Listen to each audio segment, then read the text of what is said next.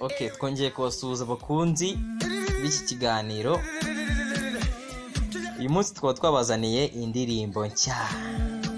Mbere na mbere reka tubanze tubasuhuza. Amazina nitwa Niyonshuti Valentin, nkaba mfatanyije n'umuhungu witwa Bertrand. Ewe ese Bertrand. Iyi ndirimbo ya Yago bayita ngo iki? Bahita ngo niwane. Uyu musore ngo ni Yago, amaze iminsi traininga ku mbuga nkoranyambaga, ko ibona. Yari amaze iminsi afite indirimbo nshyashya yitwa Visave, ikaba nta n'ukwezi ramara Bertrand. Wabizi iyo ndirimbo ndayizi, noneho nyuma y'iyo ndirimbo yasohoye undi muzigo witwa ngo niwane. Akaba yakuranye n'umusore witwa Inyogoye Ihola. Uyu mugabo Inyogoye aturuka i Musanze.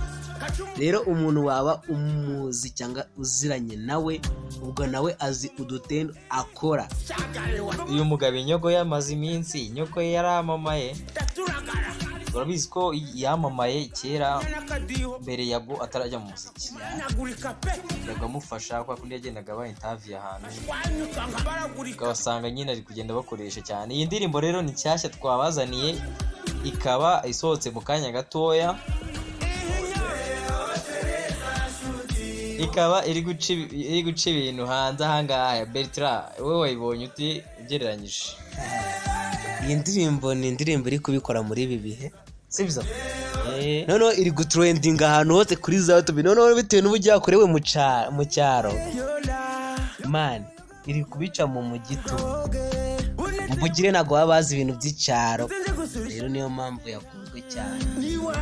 No byara ariko hamwe na hamwe gusa, ariko twihuse ndabona iminota yatugenanye. Ndakeka iyi ndirimbo ishobora kuba yakunzwe cyane nanone n'abo mu cyaro, kuko urebye niba bagiye ngo turi Musanze, urebye niba ari Musanze urumva ishobora kuba yakunzwe n'abanyamusanze. Abanyamusanze tuboneho tubasuhuze ngo niwane ibintu byose ngo niwane. Okay, umwaka musha muhire and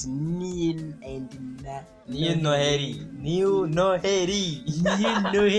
Kubivuga byari binaniye, basi ciao tuzongere tubonana. Happy holiday. Yeah.